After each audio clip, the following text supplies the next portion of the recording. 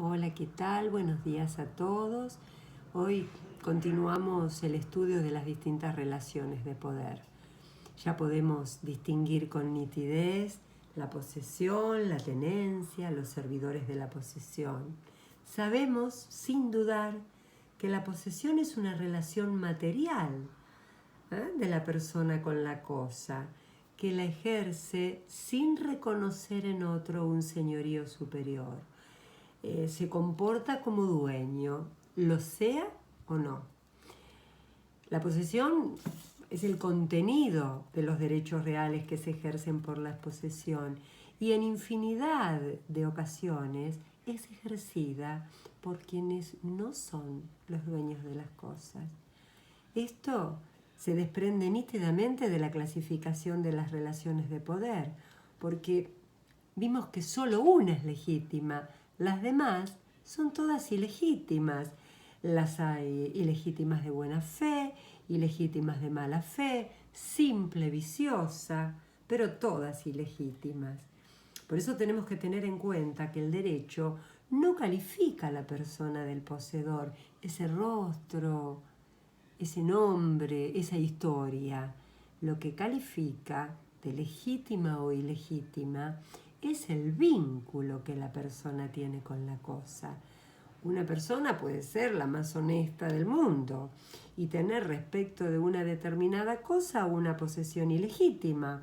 O puede ser, no sé, un delincuente, traficante, el disvalor que ustedes quieran asignarle. Y sin embargo ser un poseedor legítimo del inmueble que ha adquirido con título suficiente y tradición. Por eso que tenemos que tener en claro que es el vínculo con la cosa el que es calificado como legítimo o ilegítimo. Y ese vínculo es el que tiene el deber de respetar la sociedad. Ese vínculo es el que defiende el derecho en defensa del orden público y de la paz social. Y en esa defensa se presume, salvo prueba en contra, que todo vínculo de poder entre la persona y la cosa es posesión. Presume además que la posesión es legítima y es de buena fe. Y el derecho ha decidido defenderla, aunque el poseedor no sea el dueño de la cosa, aunque el poseedor o la posesión no sea legítima y aunque no sea de buena fe, la defiende ante toda la comunidad y deja en manos de aquel contra quien se ejerció el vicio la posibilidad de alegarlo. Por eso recuerdan ustedes que explicábamos el artículo 1921, que es el que determina que los vicios son relativos. Ahora vamos a ver cómo se adquieren las relaciones de poder. Bueno, se adquieren voluntariamente, por medio del contacto con la cosa. El adquirente debe ser capaz, y cuando la adquiere un menor, conforme el 1922, no puede tener una edad menor de 10 años. Y la cosa debe estar libre de toda otra relación excluyente y no debe mediar oposiciones, lo que decimos, como lo califica el 1926, la posesión vacua. Ahora, ¿y los modos? ¿Los modos de adquirir las relaciones de poder? Los hemos visto al ver los modos de adquirir la tradición. Es unilateral mediante el apoderamiento o bilateral, que la tradición es la bilateral por excelencia, que como indica el 1923, un individuo, una persona al que vamos a identificar con el tradens, la entrega a otra que es el accipient, que la recibe y ocupa la posición que él tenía.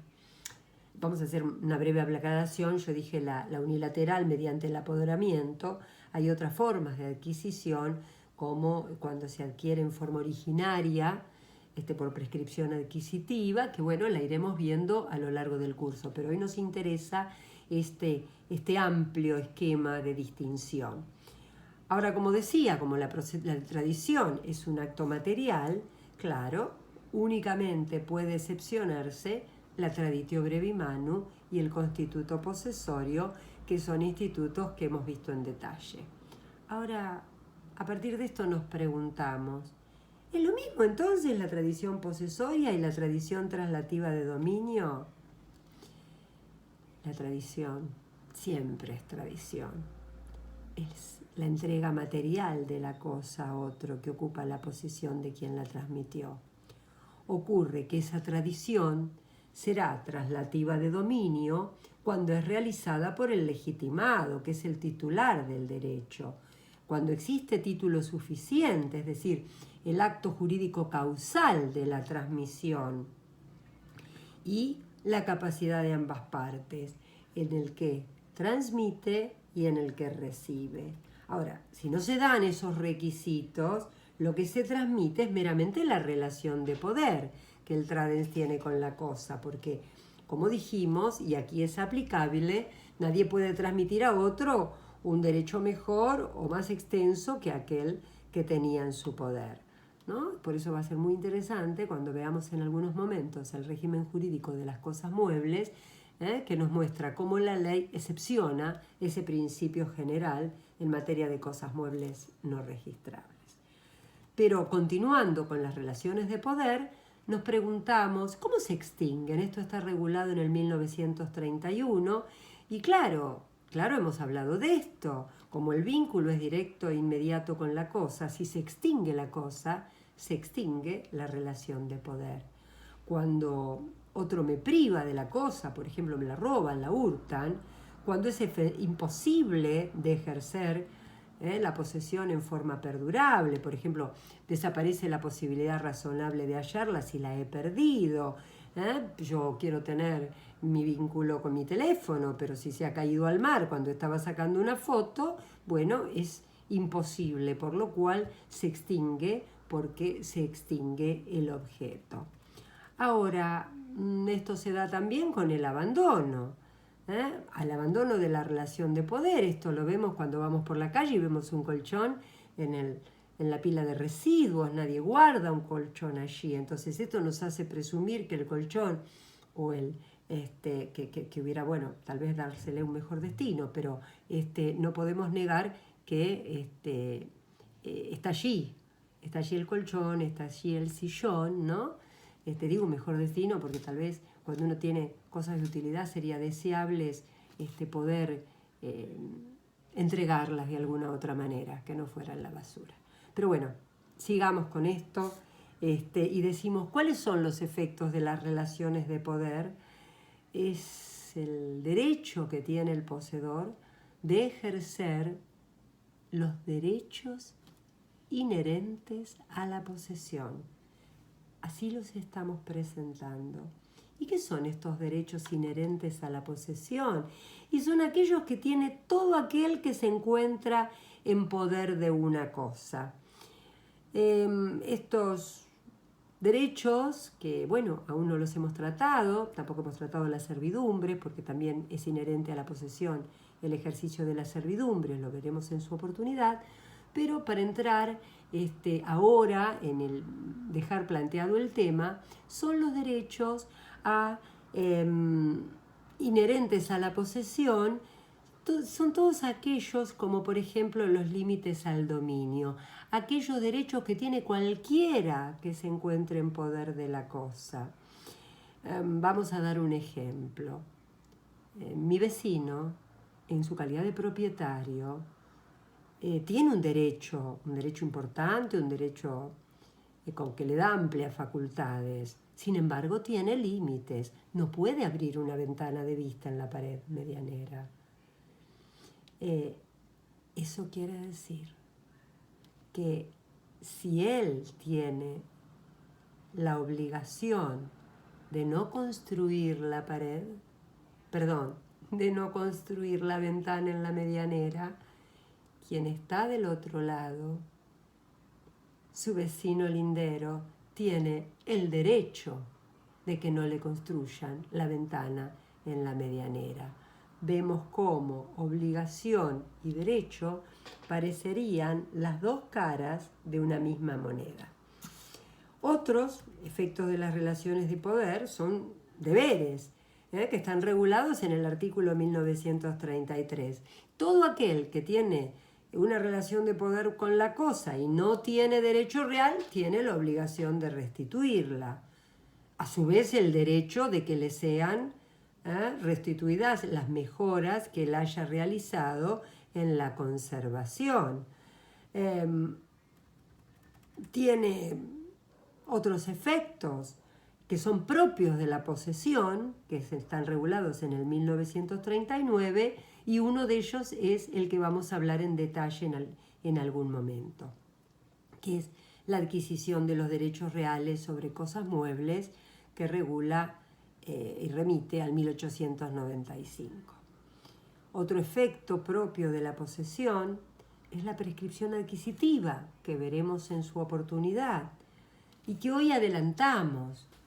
Es un efecto sumamente importante de la posesión porque es el único caso en que aquel que tiene un hecho, el hecho de la posesión, si posee durante el tiempo requerido por la ley y el tipo, la calidad de la posesión requerida por la ley, puede adquirir el derecho real. Otros efectos propios de la posesión son las obligaciones del poseedor de pagar los impuestos, tasas, contribuciones que gravan la cosa. Y la tenencia también tiene efectos que le son propios. El deber de conservar la cosa, con esta facultad de reclamar el reintegro de los gastos, y lo que llamamos la nominatio autoris, es decir, individualizar el nombre del poseedor en caso de que reciba alguna demanda dirigida al propietario. Vamos a dar un ejemplo. En el inmueble está ocupado por el inquilino, que es un tenedor. Recibe una demanda de reivindicación y dice: yo no soy el titular del derecho, esta demanda a mí no me afecta. Ni la contesta, ni hace saber, ni le avisa al propietario. Esto es gravísimo, porque priva al propietario de la defensa en juicio de la propiedad. Es por eso que tiene la obligación legal el tenedor de identificar al poseedor, bajo apercibimiento, claro está, de daños y perjuicios. Ahora, hay un instituto que nosotros mencionamos, que es la interversión del título, y al que nos vamos a referir nuevamente. Cuando estudiamos las presunciones en materia posesoria decíamos que nadie puede cambiar el título de la posesión. Una persona comienza a poseer de una manera o a tener la relación de poder de una manera y continúa. El tiempo, el mero transcurso del tiempo no lo modifica. Si yo comienzo siendo tenedor, sigo siendo tenedor. Si soy poseedor de buena fe, lo continúo. Y si soy de mala fe, también. Es decir, nadie puede cambiar por sí mismo la causa de la posesión, la causa de su relación de poder, la especie, mejor dicho, de su relación de poder por el simple paso del tiempo. Sin embargo, hay un instituto al que llamamos la interversión del título, que es el caso en que el tenedor, por actos exteriores, manifieste su voluntad de privar al poseedor de la cosa. Decimos que intervierte el título unilateralmente. Vamos a dar el ejemplo.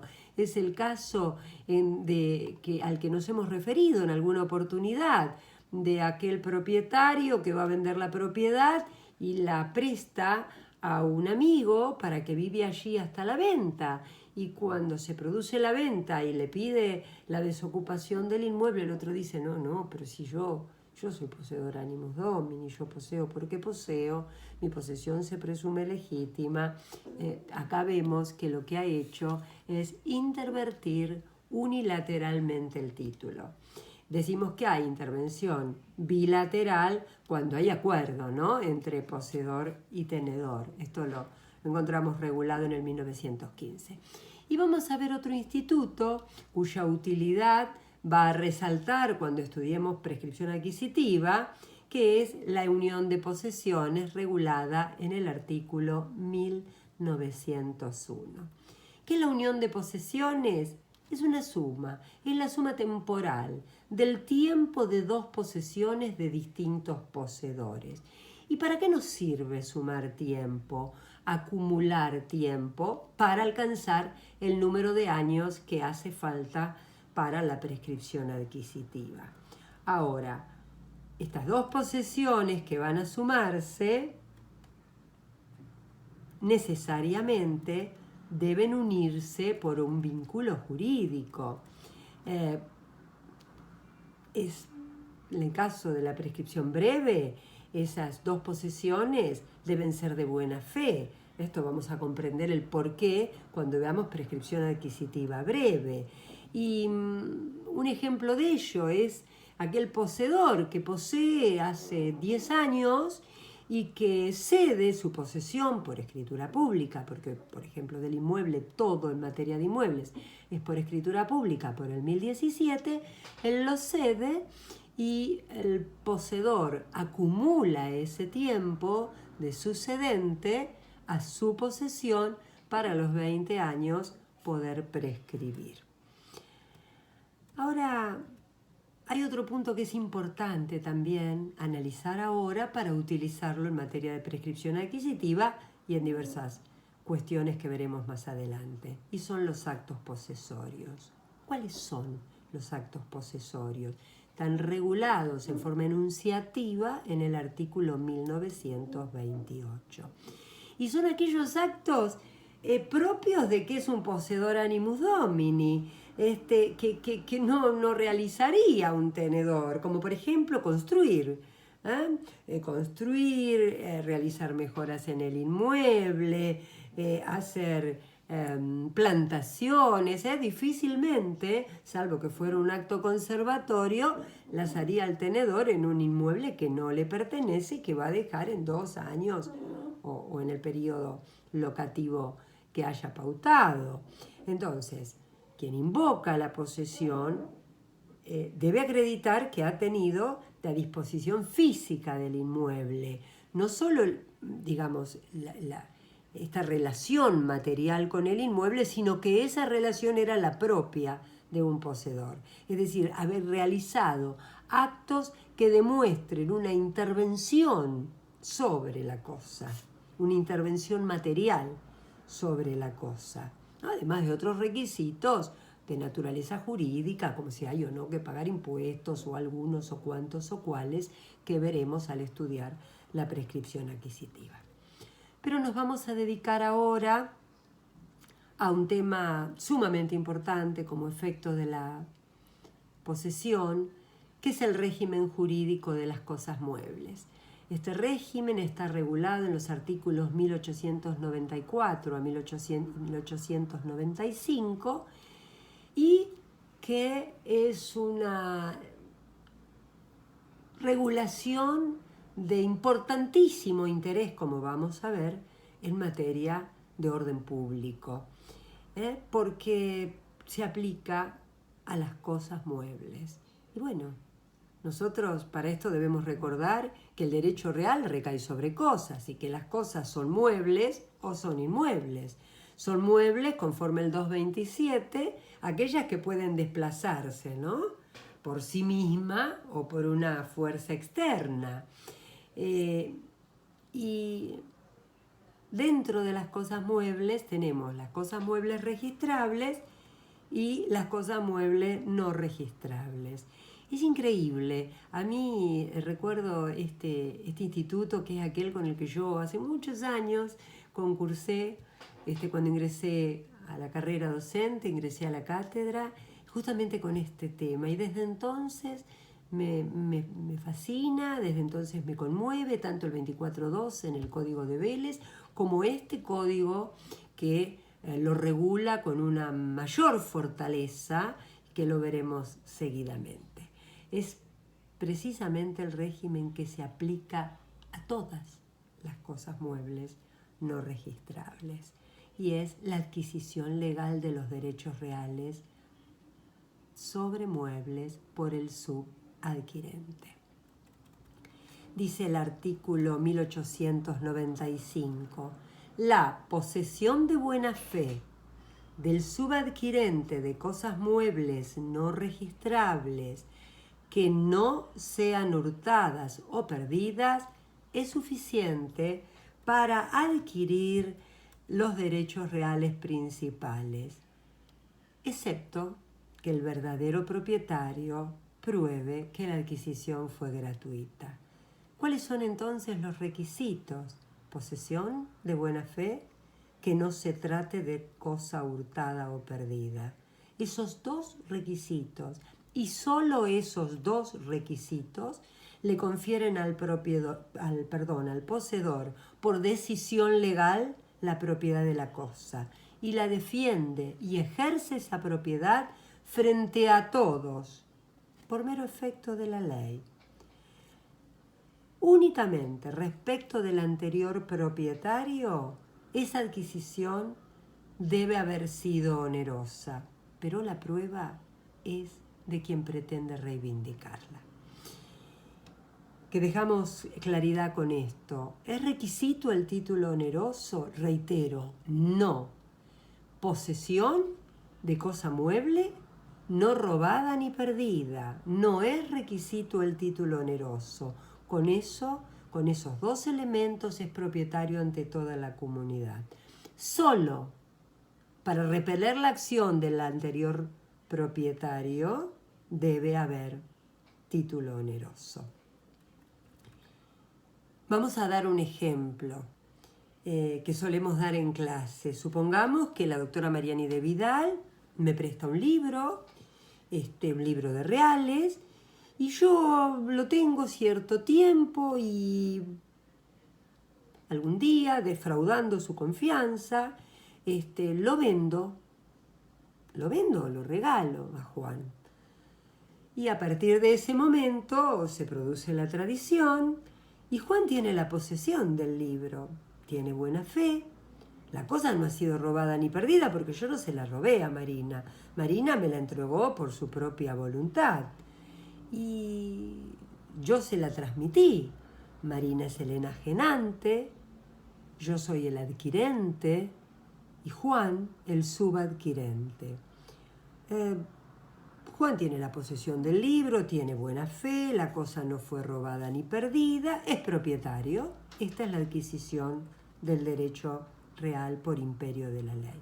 Pero claro, ocurre que cierto día la doctora Mariani de Vidal viene al final y Juan tiene su libro en las manos y Marina lo ve y lo identifica porque tenía una dedicatoria que le había hecho el doctor Allende cuando ella era estudiante. Y claro, cuando ella lo ve, dice, ese libro es mío y pretende reivindicarlo. Y Juan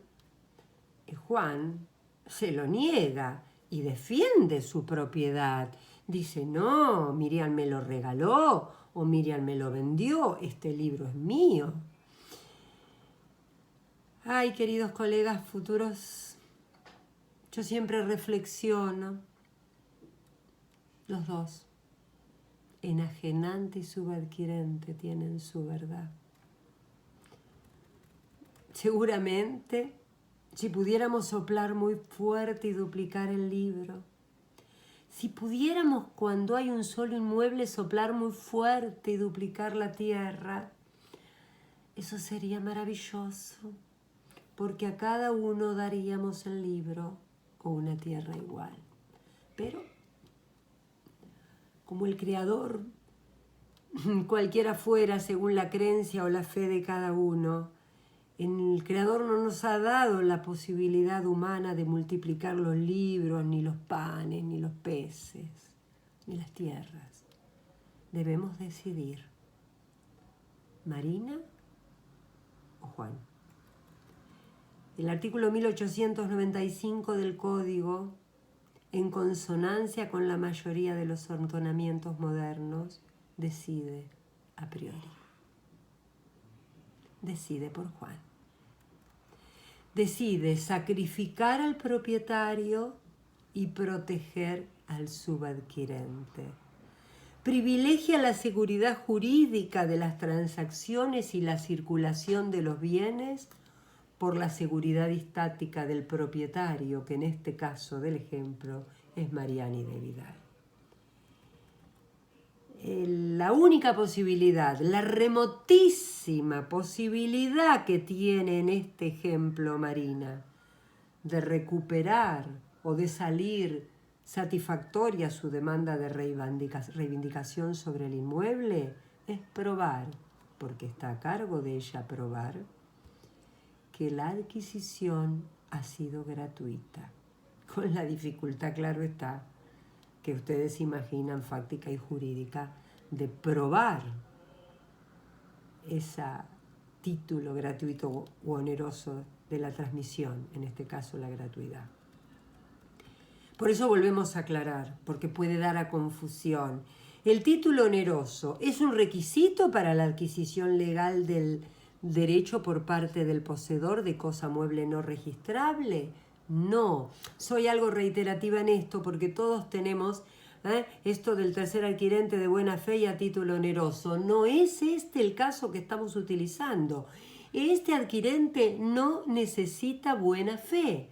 Perdón por el error. Necesita buena fe, que la cosa no sea robada ni perdida. Lo que no necesita, rectificó el error, es el título oneroso. El poseedor adquiere la propiedad y la defiende frente a todos, la haya adquirido en forma onerosa o en forma gratuita. Solo para repeler la acción reivindicatoria de Marina debe haber existido el título oneroso, pero ni siquiera es él el que debe probarlo.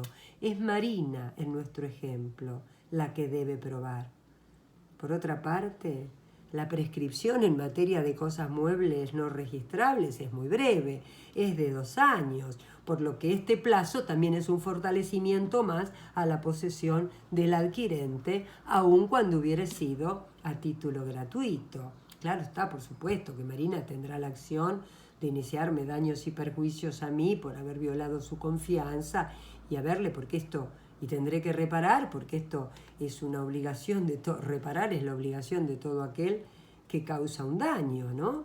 Pero lo importante es que logremos precisar que el código adopta la máxima posesión vale título, al disponer la adquisición legal de los derechos reales sobre el mueble por los subadquirentes de buena fe cuando la cosa no ha sido robada o perdida. Siempre esta norma se aplica cuando el propietario, en este caso Marina, se desprende de la cosa voluntariamente. Aunque su voluntad hubiera estado viciada, ella lo entregó, me lo dio en locación, en préstamo, yo habré defraudado su confianza, pero ella me lo dio, yo no se lo robé. No se trata de una cosa robada, no lo encontré, no estaba perdido y después lo transmití. Entonces, cuando yo la recibo fui tenedor y actuando, ¿por qué no? Reiteremos, con abuso de confianza la transmito al tercero en forma gratuita y onerosa. A ese es al que voy a llamar subadquirente y ese es el que adquiere, por la sola reunión de posesión más buena fe de la cosa no robada ni perdida. Como vemos, el código se aparta acá del artículo 399. ¿Por qué? Porque admite que alguien adquiera la propiedad cuando no deviene del legitimado. Es lo que llamamos la propiedad a non domino. Fue una decisión legal. Nos preguntamos entonces, ¿cuáles son los fundamentos de la adquisición legal de la propiedad? Bueno, es importante que tenemos en cuenta que el derecho permanentemente se disputa en estas dos seguridades, las dos importantes. La seguridad estática, que está encarnada en este caso para la doctora Mariani de Vidal, que es el propietario del inmueble, la propiedad del derecho real, la seguridad del derecho y la seguridad de la propiedad. Y otra es la seguridad dinámica, la seguridad de la circulación, la seguridad de las transacciones, del tráfico. Tengamos en cuenta que además las cosas muebles no registrables circulan permanentemente y a una gran velocidad. Y es muy difícil que esas transmisiones dejen una memoria instrumental de todo el antecedente. Eso es lo que ha optado, por eso ha optado por la seguridad dinámica, en defecto de la seguridad estática. Y además, como dijimos, esta máxima posesión vale título en materia de cosas muebles no registrables es casi una máxima uniforme en la mayoría de los sistemas modernos de raigambre occidental. Todo lo tratado evidencia la profunda incidencia del derecho real en el desarrollo armónico, en el desarrollo pacífico de la vida en sociedad. Nos vemos pronto.